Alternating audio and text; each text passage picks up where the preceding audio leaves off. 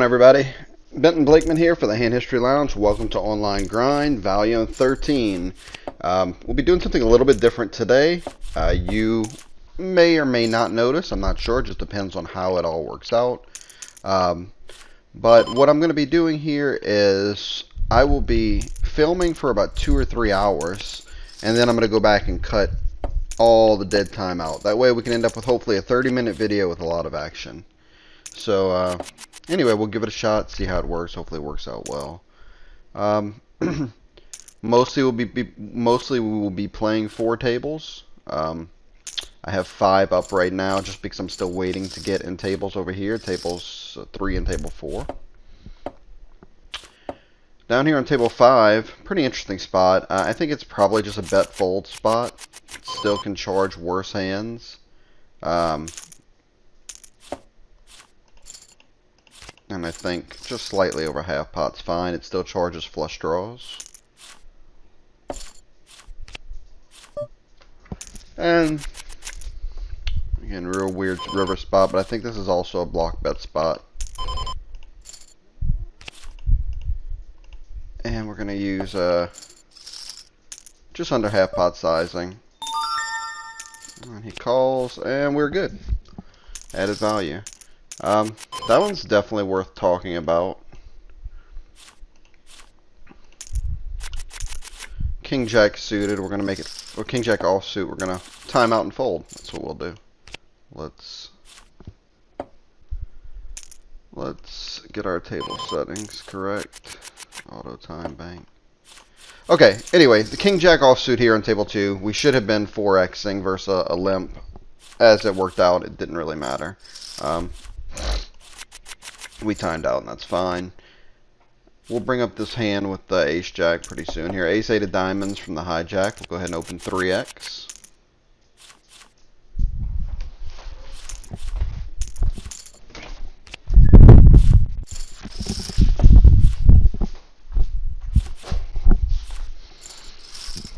On paired boards, we're going to have a high c-bet frequency for a relatively low amount. So we're going to go ahead and bet 30% pot or so. We'll always be betting these king high, king rag flops. We just have a really big range advantage here. And we'll have some turn opportunities, so it's okay to just start off with a bet. Okay, getting back to the ace jack hand as soon as we don't have a hand anywhere else. Let's bring up the history. Hand details.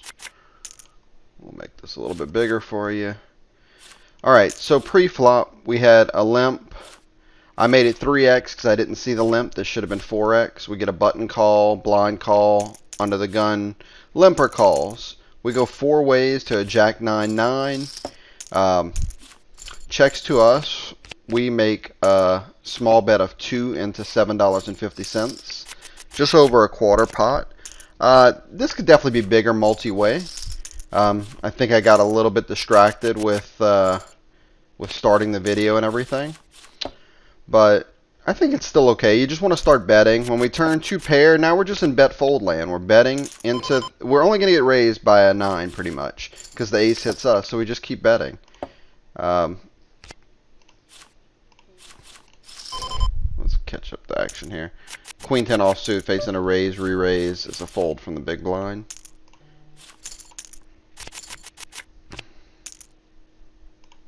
Back to the ace jack. So turn and river are both the same. The river is pretty nasty because now the jack of clubs, say queen jack of clubs, jack 10 of clubs, all of them make a better hand than us. But I think it's just giving up too much value. I think a lot of times he just has ace x of spades here. So we go for a 13 into 29 and get called. We don't get to see his hand, but we get called and we win, which is good news for us. And an overall good start to the video, even though I was kind of all over the place there, and I do apologize. So I'm going to start at 30 cents, 60 cent. Most of my Hand History Lounge guys, players seem to be landing around the 50 cent a dollar, but I'm filming this at 9 in the morning.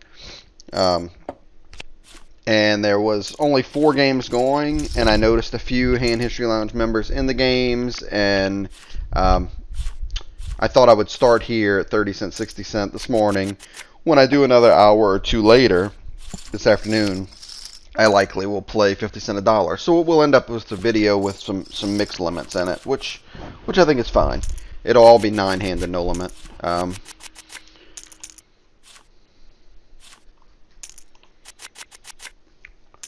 If you're new to the videos, got the random number generator down here. If I have a tough decision, I'll click the button. It'll spit out a number. If it rolls high, I take a more aggressive route. Rolls low, I take a more passive route.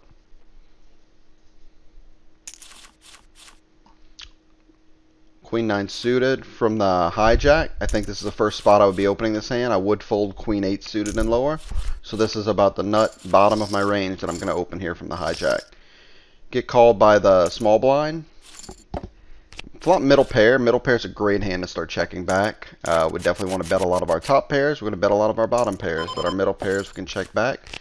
And we can turn trips. Because that's how we run. Facing a full pot bet. Double two-tone boards. I think that we just go for a raise here versus this stack. And we size to rather large. Because of all the draws out there, and he snap folds, which is fine. If he has an ace, we may get one more street, but if he has most likely with an ace, 8, 9, 9 board, he's going to have a worse 9 occasionally, and he's also going to have a lot of flush draws, straight draws. Ace 9 offsuit on table 5 could 3-bet it, but I choose not to. Probably could have rolled the dice there and found out what it would have said. Had we rolled it, it had been a 49. We would have went with a fold because it was under 50. Although, I probably would have folded anything under 70 there, to be honest, because I'm just not going to 3-bet it half the time. This is close. Ace 8 suited is going to be a fold with a lot of players left to act facing a 4x raise. I know most people would say they call every suited ace. These games, it might be okay because it's small blinds, but in general, I don't think that's ideal. I think too often you're going to call and get squeezed by one of these players, and it's a tough hand to play out of position facing a raise.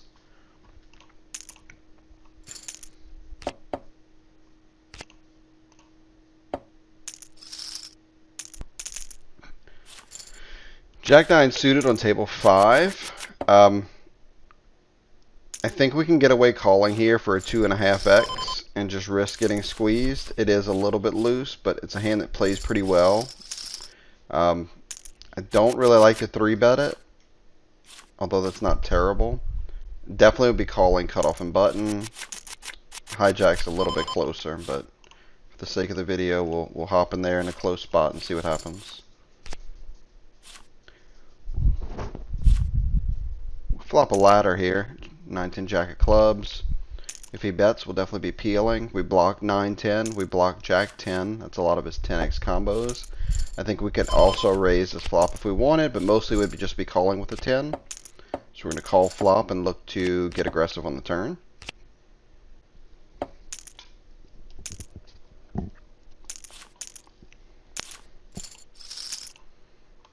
I think we could call again, but would rarely just be calling with a 10, so we're going to go ahead and make it 14. I think he can continue with a couple of overpairs. He can also continue with some flush draws. And based on how he reacts, we'll decide what to do on the river and what card comes. In a perfect world, he finds a fold here. And I think on that river, we're just going to go ahead and make a bet. How much we would bet with a 10. I don't think we need to go quite that large. Because a 10's calling anyway, or raising us. We're just putting maximum pressure on overpairs, and we're getting folds from all of his flush draws anyway. So, that was a pretty well played hand, I think, overall. And that is how you increase the red line in your poker tracker.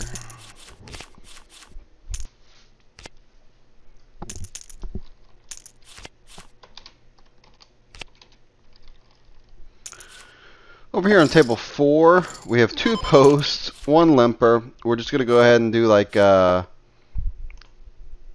almost 7x or so. Make it 350. I guess 6x. Ace-8 offsuit facing a min raise. I'm going to have trouble folding for a min raise with a decent ace. Going to get in some weird spots post-flop, but that's okay. That's what poker's about. Getting a good price. We're getting 2, 4, 5, 2, 4, 5.5 to 1 or so. And facing a bet and a raise, pretty easy spot. Looks like we got one caller here with the ace-10 on table 4. This is definitely a flop we're going to c-bet. We're going to c-bet at a pretty high percentage. When we c-bet a high percentage, we're going to opt for a smaller sizing. This will allow us more barrel opportunities post-flop on some big cards, some diamonds, and on a 3. A 3 is a really good card that improves all of our overcard range, and we're going to go for 3 barrels now. What sizing do we want to use here? I think we want to use standard sizing if we had an overpair. And then the ace-king over on table 5, we're going to go for a 3x. 3-4 suited, a little bit too early, too loose.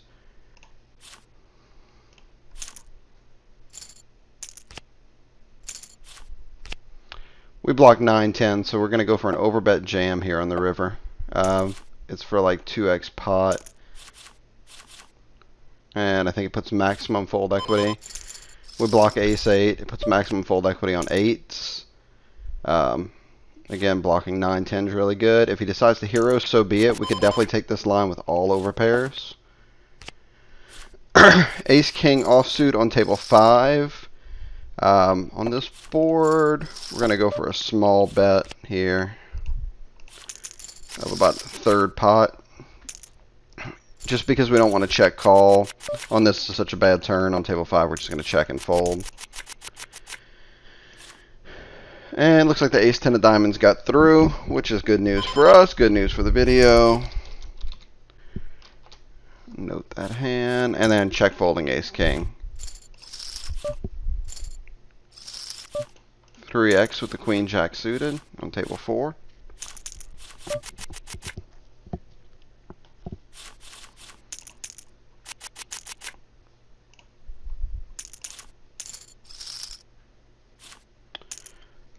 Relatively deep, 250 blinds deep. I don't see myself folding a good suited Broadway, so we will peel and be very cautious if we flop top pair.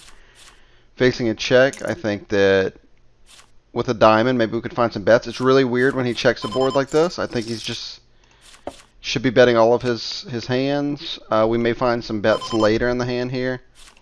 I'm assuming that a lot of times he just has ace-king, but okay, I think we need to start betting now.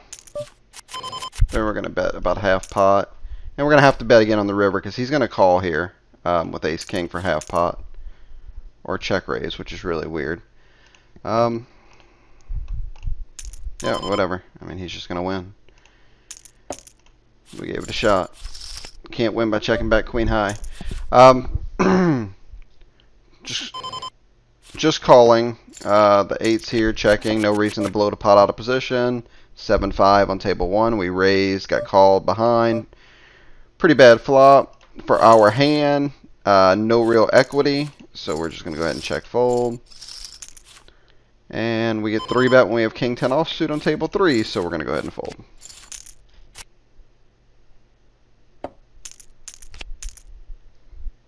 Over on table 2, ace-jack offsuit. We have a cutoff poster under the gun limper. We'll see how this plays out. Facing an early position raise, we'll probably just have to fold.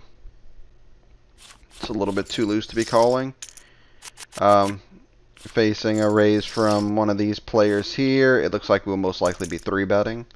Versus 2 calls, we're just going to go our standard 3x, then 4, 5, 6, 7x. With the 4s right next to it, we'll go ahead and open 3x.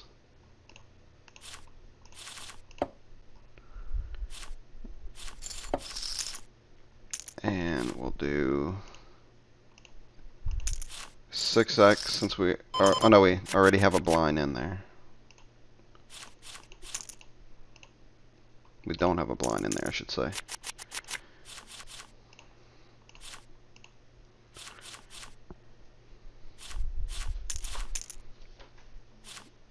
Raise seems very big, but obviously you just have to count into the pot that we had 1, 2, 3, 4 limpers, and we were already going to go 3x, so we just make it 4, 5, 6, 7x total.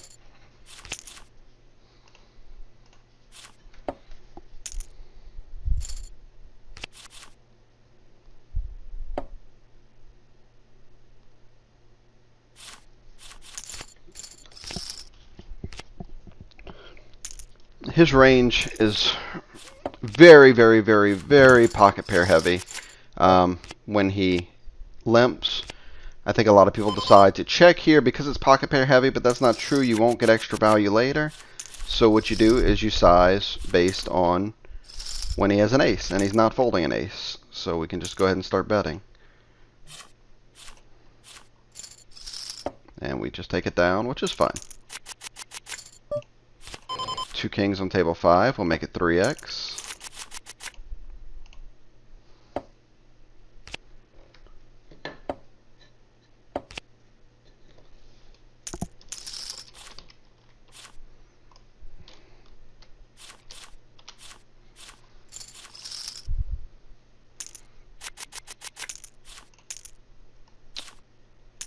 Looks like we get a call from the small blind, and the big blind is deciding whether to tag along or not. He folds. We'll go heads up. Queen, queen 3 flop. This is also a board that we're in general going to bet quite often, but we're going to use a very small size. And that's all it takes. 20% pot bet, and it's good. Why are we using a small size there? It keeps the pot smaller. If we get check raise, we can continue versus check raise and possibly continue on turns. It also allows us very cheap bluffs when we are bluffing. And just makes the hand generally easier to play. People just won't bluff that board too often because they know we have a lot of queens in our range. 3x raise with 2 8s from the hijack.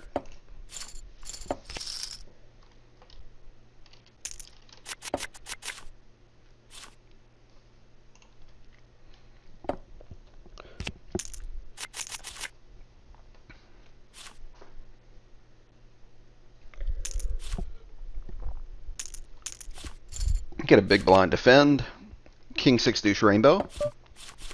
In general, a lot of people may want to check back a pair here because we have showdown value, but we're going to bet this at such a high frequency. We're still going to start off with a bet. Stick to our plan. Slightly less than third pot's fine. We're going to raise the button with the king deuce suited.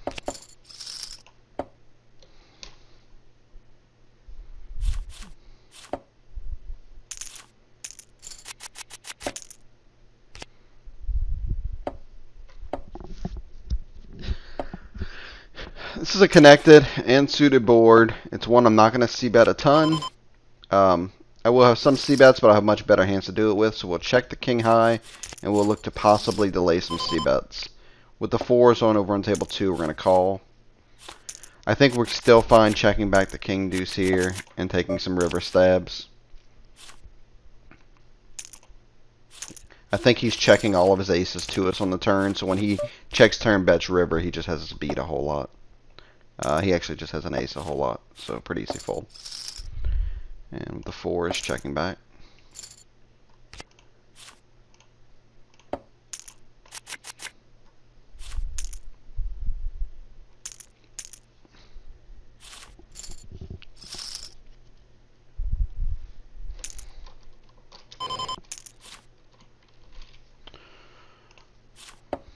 Ten 9 suited over on table 3. We're going to go for a 4x facing a limp.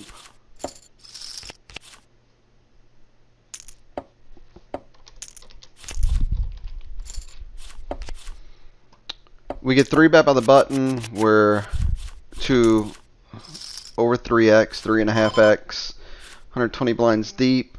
I think 3-bet ranges are pretty narrow in this game. So I'm going to go ahead and fold this one, although it's very nitty. And we'll get over here to the kings. We'll just go almost 5x. 5-4 suited under the gun, a little bit too loose. We're going to go ahead and fold there. The limper calls in our hand with the kings. We flop gin. We're going to be betting this flop a whole lot from out of position, so let's start with a bet. And we're going to be using relatively small sizing, and he snap folds. and shows us the Jack 10 of clubs. So not much we can do there.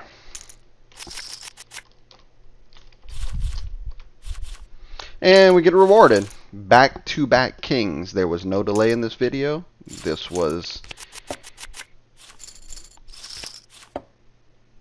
king's last hand, king of heart, king of club, and king of heart, king of diamond this hand.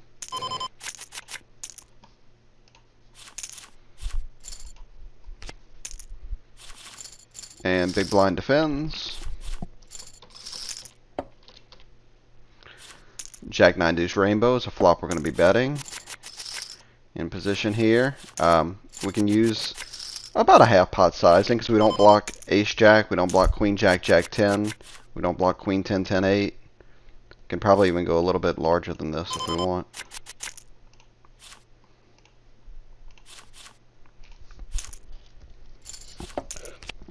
And pretty solid turn card. With the ace queen over here, this hand is good enough to raise from the blinds. We want to go about 4.5x. Now, since he called the flop, he's pretty interested. He probably won't continue anyway with second pair on the turn, so we're going to start sizing up and try to get value specifically from top pair and from his draws.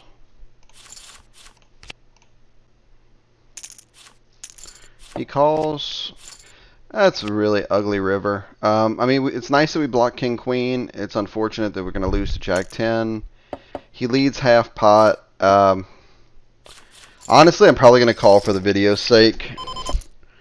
And I block king queen, but I'm not liking this at all. I think half pot's a decent price to get. He could just be block betting, but I expect to see 9, 10, or jack 10 a whole lot. I mean, that's reasonable. I sized up on the turn expecting to get folds from 9s. Obviously, he didn't. That's okay. And I think if I'm playing really well, I can probably find river folds there because check call lead lines are just... They're pretty much as advertised. They're strong hands. But in all actuality, if I was playing a bigger game and the money meant a lot, or not meant a lot, but I can definitely find river folds there. For the sake of the video, I think it's perfectly fine to call. We kind of learn a whole lot from it. We know that this player's probably calls a little bit too loose on the turns. He's probably a little bit of a station. So we can give him that station tag.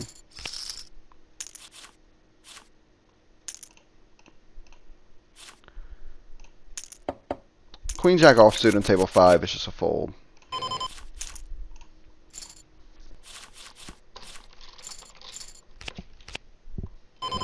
Queen 10 of diamonds will be an open from the cutoff to 3x.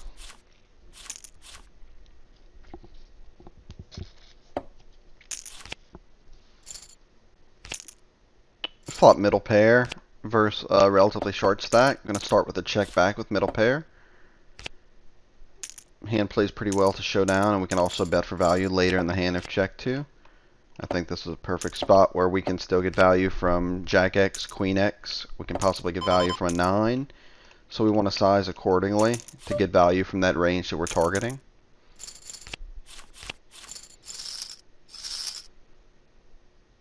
And on this river, I'm going to go for a very small bet to still target that range and possibly elicit a spew from him. So we're going to bet 2 into 920 and still didn't get it, but at least we knew what portion of his range we were targeting there.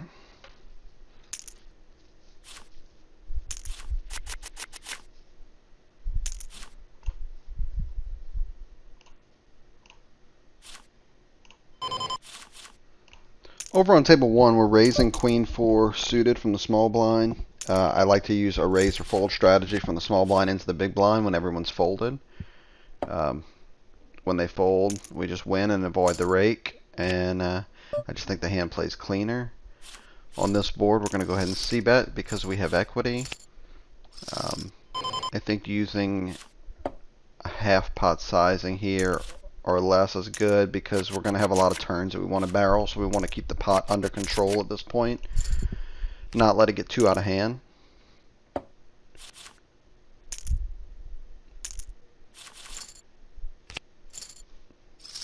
And we win, which is nice. We would have barreled a bigger card on the turn. 10, Jack, King, Ace, Heart. So a lot of turn opportunities. Jack 10 suited under the gun, still worth a raise. Really good hand, plays perfectly fine. Heads up or multi-way. Facing a very large 3-bet versus a player who's going to have position on us. I think we're going to go ahead and fold. Even with a call, the problem what's going to happen here is we're going to call, a lot of times we're going to flop some kind of draw, and it's going to be extremely expensive, and we're pretty much going to have to make the hand to win the pot. So it's going to leave us in a pretty bad spot. We would call with pocket pairs here, because pocket pairs would be pretty easy to play.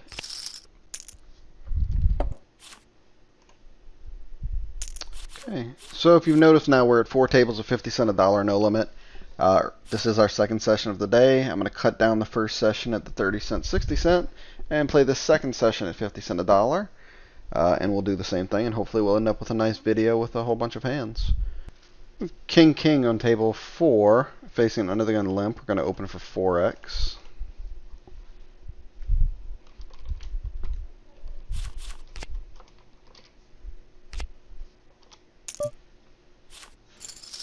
Get called by the small blind, who's a short stack.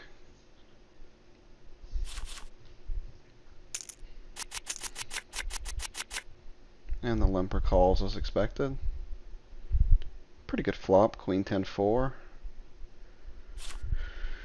Checks to us. We're going to size a little bit larger, 3 ways. Not too large, but because we block a lot of the straight draws. But I think a little over half pot is fine.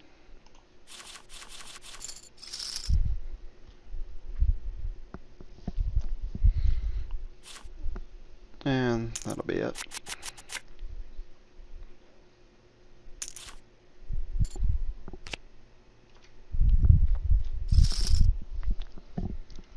Ace-8 of hearts over on table 3.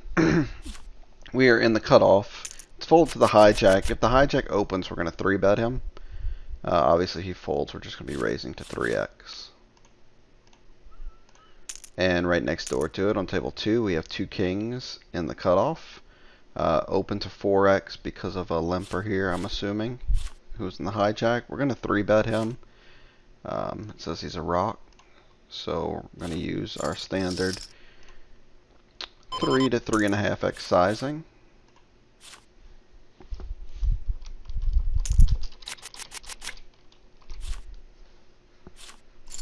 And that gets the job done.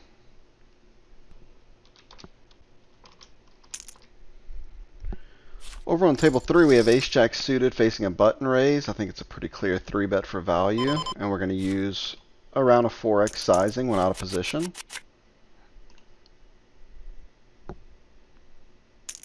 And he calls, so we'll be playing post-flop. It's a really interesting flop here. He shouldn't have ace-king, ace-queen. He should have smaller pairs. But I still think that this is a board we're going to bet a whole lot, so we're going to start off with a small bet. He can call us with any ace here.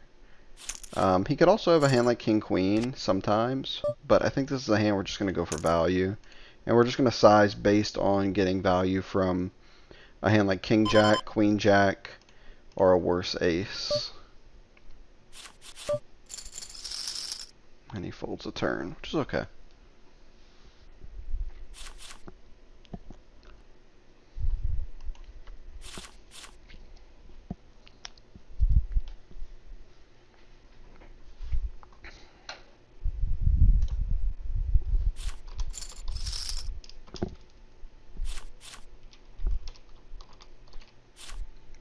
Over on table 1, king-queen offsuit from the cutoff, facing a low jack raise.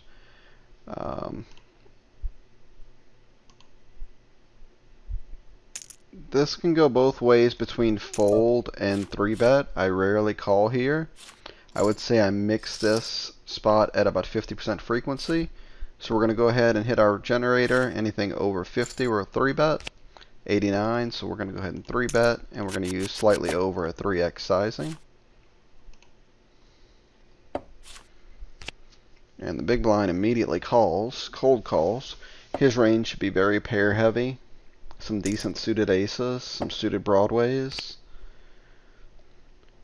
Ace 3-3 is a board that we'll probably bet a whole lot. We get protection 3 ways, so we're going to use a smaller sizing by betting. And we're going to size slightly over a third because we're going to be a one and done spot. By protection, I meant that this guy can't call light because he has a player to act still behind him. But that's not a spot we're going to fire multi-barrels. That's just a one stop. One barrel and then done.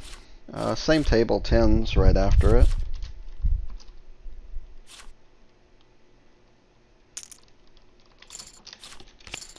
Facing a limp, we're going to go ahead and open to 4x.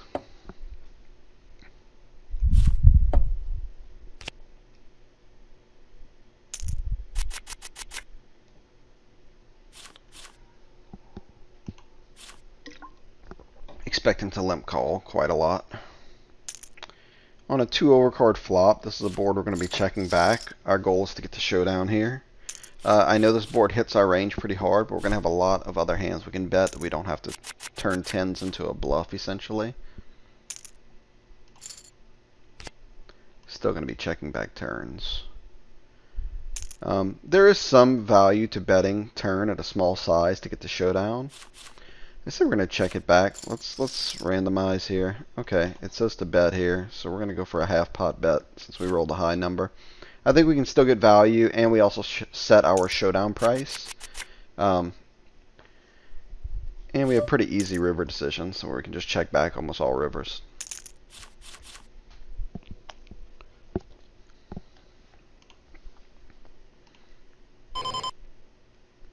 Six, seven suited is a hand I use as a 3-bet bluff sometimes, about 30%. So if we roll over a 70, we'll go for it. With a 60, we're going to go ahead and fold. Occasionally, I will mix in some 3-bets here from early position with some of these weaker suited connectors, just so I have more board coverage. It's not necessary playing online to balance that much at these stakes, but I still like to do it in practice.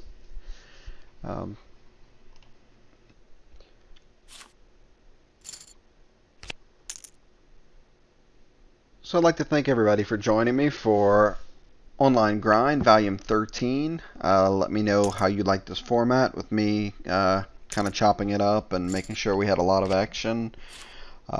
Hopefully you found some useful information here.